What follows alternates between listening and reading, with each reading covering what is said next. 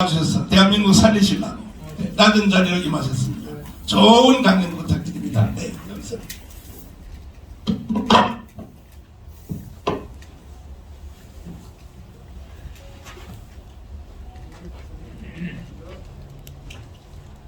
네, 고성국 TV의 고성국입니다. 안녕하세요.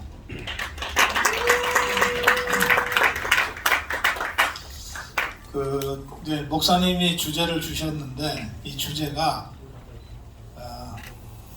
그냥 으쌰으쌰해서 해결될 주제가 아닙니다. 네, 그래서 제가 우리 스스로를 돌아보면서 여러분과 함께 각오를 다지는 그런 말씀을 좀 몇 가지 드리겠습니다. 우리 대한민국은 1945년에 해방이 돼서 48년에 건국되는 과정에서 정말 구사일생으로 자유민주주의 국가로 건국을 했습니다. 그때도 우리 자유우파가 처한 위치는 절대적인 열세였습니다.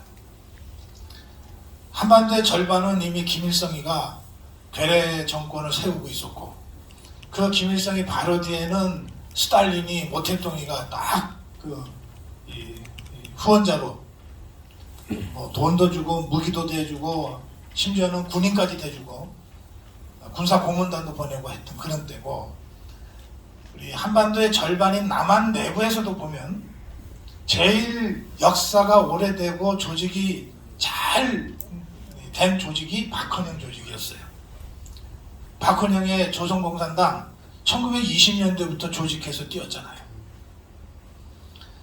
그리고 여운형이의 건국준비위원회, 인민위원회, 이런 조직은 전국 조직이었습니다. 김대중이도 그 조직의 일원이고 그랬죠. 반면에 이승만 대통령은 홀홀단신 개인 자격으로 미군 비행기 얻어 타고 들어올 수밖에 없었어요. 이승만이라는 이름 석자 말고는 싸울 만한 변변한 무기도 없이 들어온 거예요. 그러니까 이 상황에서 3년 동안 김일성, 박헌영, 스탈린, 모택동의 이 연합 세력과 싸워서 이념 전쟁에서 이겨서 비로소 대한민국이라는 자유민주주의 국가를 건국한 겁니다. 당대의 가장 뛰어난 정치 지도자로 세계적으로 인정받았던 이유가 거기에 있어요. 이승만이라는 이 정치 지도자를 우리 대한민국이 갖게 됐다는 것은 정말로 기적과 같은 운입니다. 그 지도자가 있었기 때문에 절대적으로 불리한 이념전쟁의 전쟁터에서 우리가 싸워 이겨서 자유민주주의 대한민국을 건국한 겁니다. 그런데 건국만 했을 뿐이고 나머지 모든 조건은 여전히 절대적으로 불리했습니다. 절대적으로 불리했고, 그 상황에서 미군까지도 손을 떼게 됩니다. 49년 미군까지도 철수하고 손을 떼게 돼요. 그러니까 전쟁은 예견됐던 겁니다. 그리고 당시 보십시오. 그 6.25 전쟁에서 대한민국이 살아남고 절반의 승리라도 할 수 있을 거라고 생각했던 사람 당시에 단 한 명도 없었습니다. 전 세계의 정치 지도자들, 군사 지도자들 다들 며칠이면 끝난다 그랬어요. 실제로 3일 만에 서울이 함락됐어요. 일주일 만에 낙동강까지 밀려버리잖아요. 그 정말 절체절명의 국가적 위기 상황에서 또다시 이승만의 리더십, 그거 하나로 이 위기를 극복해내거든요. 그러면서 우리가 절반의 승리를 이끌어냅니다. 그 후에 박정희가 등장해서 지금의 근대화 산업화라고 하는 것을 만들어내죠. 그러니까 전 세계가 해방 후 이 짧은 시간에 근대화와 민주화라는 어느 것 하나도 하기 어려운 이 과제를 동시에 이루어낸 유일한 대한민국이다, 이렇게 평가하게 되지 않았습니까? 이 이승만 시대와 박정희 시대가 없었다면 지금의 우리가 없어요. 그런데 생각을 다시 한번 돌이켜보면 이승만도 여러 차례 죽을 고비를 넘깁니다. 박정희도 여러 차례 죽을 고비를 넘깁니다. 직접 김일성이가 암살하려고 암살단을 파견한 게 여러 수십 번이잖아요. 예. 그 체제 전쟁이 지금도 계속되고 있어요. 지금도 계속되고 있습니다. 북한이 없어진 것도 아니고 북한의 대남 적화 전략이 포기된 것도 아니에요.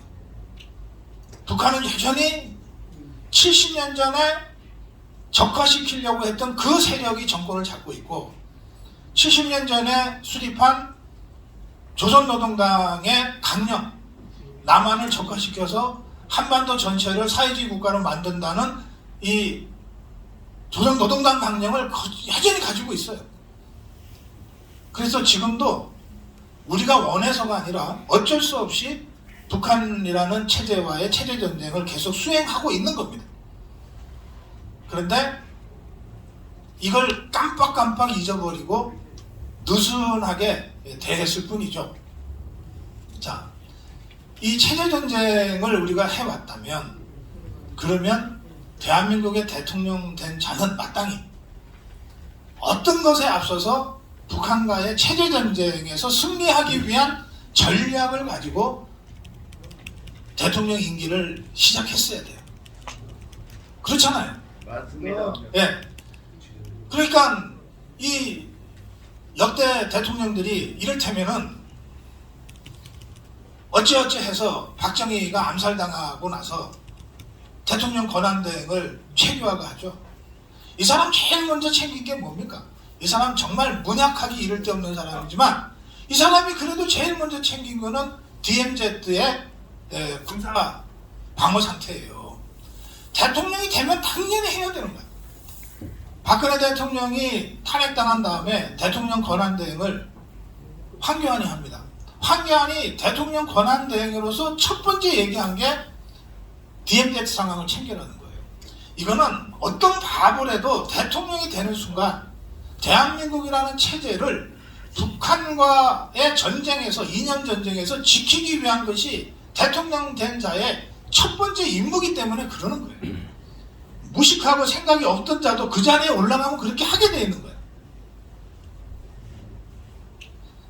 비록 잠깐 동안에 대통령 권한대행을 해도 그거부터 하는 거예요.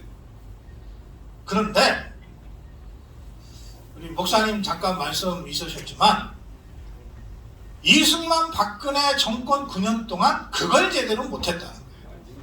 그걸 제대로 못했어요. 자, 좌파는 단 한 번도 대한민국을 전복시켜서 사회주의로 만들겠다는 목표를 잊어본 적이 없습니다. 그래서 김대중 정권 때 좌파들이 대거 김대중 정권 권력을 이용해서 각 분야에 진출을 해요.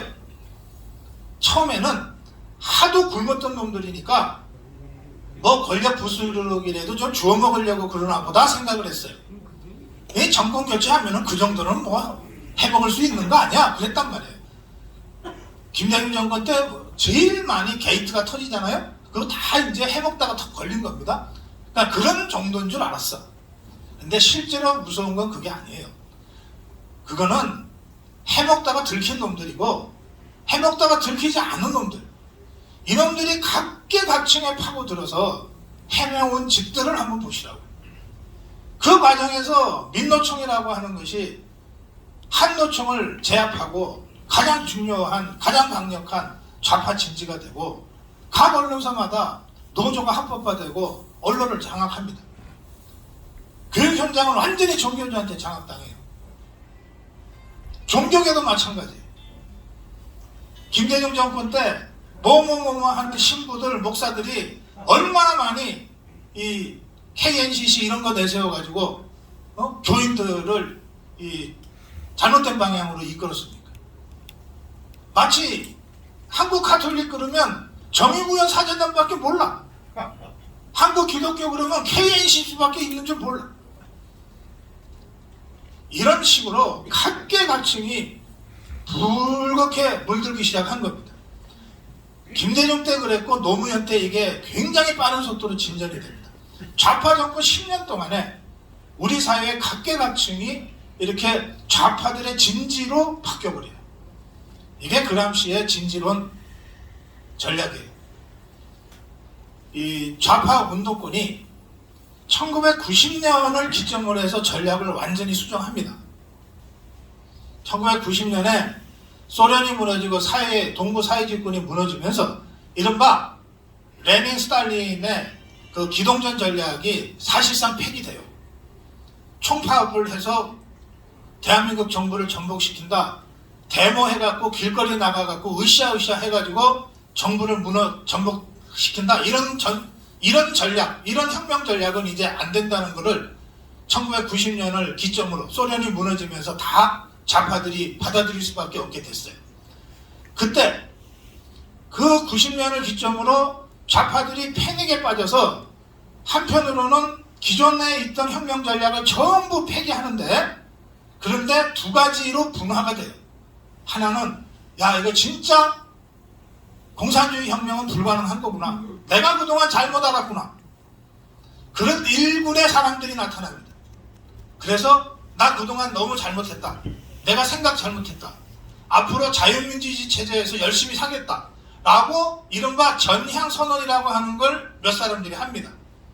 그 이제 김문수가 대표적으로 그런 일을 한 사람이에요. 반면에 이 소수의 전향자들을 빼놓고 나머지는 기동전 전략이 실패했으니 이제 진지전으로 바꾸자. 이렇게 된 겁니다. 그래서 그때부터 바닥을 파고들어요. 바닥을 파고들어서 각계각층에 침투합니다. 학생운동을 하던 사람들이 데모를 하다가 데모를 중단하고 고시촌에 들어가서 5년이고 10년이고 공부해서 어느 날 갑자기 사법연수원이 되고 변호사가 되고 판사가 되고 검사가 돼서 나타나요. 사대 가서 맨날 데모나 하는 애들이 어느 날 갑자기 선생 되는 국가시험 열심히 봐갖고서 그래가지고 어느 날 애들한테 인기 없는 교사로 나타나요. 이런 식의 진지전 전략을 1990년부터 시작을 합니다. 20년 동안 꾸준히 했어요. 1990년부터 2000년대까지 꾸준히 그걸 합니다. 그 과정에서 수천 개의 좌파 진지들을 만들어냅니다. 이 진지들이 어떤 계기를 만나서 모여서 힘을 분출시키고 그 사건이 끝나면 다시 또 자기 진지로 싹 들어갑니다. 이자들이 나타나서 그 좌파의 힘을 보였던 첫 번째 사건이 광우병 투쟁입니다. 600개 넘는 좌파단체가 순식간에 모여서 공동행동을 하고 광화문을 장악해버리잖아요. 네? 600개 넘는 단체들이, 좌파단체들이. 600개 넘는 좌파단체들이 모여서 연일 촛불을 드니까 그렇게 압도적으로 국민의 지지를 받아서 대통령이 당선됐던 이명박이가 청와대 뒷산에 가서 눈물을 쿨쭉쿨쭉 하면서 아침 이슬을 따라 불렀다는 거 아니에요. 근데 완전히 이건 자유파가 좌파 한 줄밖에 안 되는 그 촛불 앞에 무릎 꿇고 백기항복한 거죠. 이게 싸움을 하다 보면 우리가 불리할 수도 있고 질 수도 있는데 절대 해서는 안 되는 일은 뭐냐? 등을 보이는 거예요. 죽어도 등을 보이면 안 돼. 절대 쫄면 안 된다. 대통령이라는 자부터 등을 보이고 쫄아가지고 고개를 떨구고 눈물을 흘리고 그랬단 말이에요. 이명박 정권을 그 이후에 좌파들이 그걸 대통령으로 인정했겠어요? 정권으로 인정했겠냐? 우리 자유파가 완전히 그때 새 싸움에서 져버렸어요. 기세 싸움에서 져버렸어요. 그 다음부터는 그냥 이명박이가 월급 받는 대통령으로는 있었지만 그거 더 이상 우리 우파 정권 아니었어요. 그걸 이어서 박근혜 정부가 들어섰습니다. 그러면 제정신 차리고 이명박 정부 5년 동안 허송세월 한 거 제대로 만회해서 좌파들의 진지들을 하나하나 공략을 하고 적어도 조사라도 하고 했어야 되는 거다. 사실은 그걸 박근혜 정부 초기에 하려고 했어요. 그래서 어느 단체가 대한민국의 정부의 지원을 받으려면 적어도 대한민국 헌법을 지켜야 되잖아. 대한민국 정부의 방침, 국정운영 원칙에 대해서는 동의를 해야 지원을 하든지 말든지 할 거 아니야. 어느 단체가 그런지 안 그런지를 조사를 하게 됐어요. 조사 안 할 수 모르니까. 그 조사했다는 그거를 나중에 블랙리스트라 그러면서 뒤집어 씌워서 감옥을 가게 된 거예요.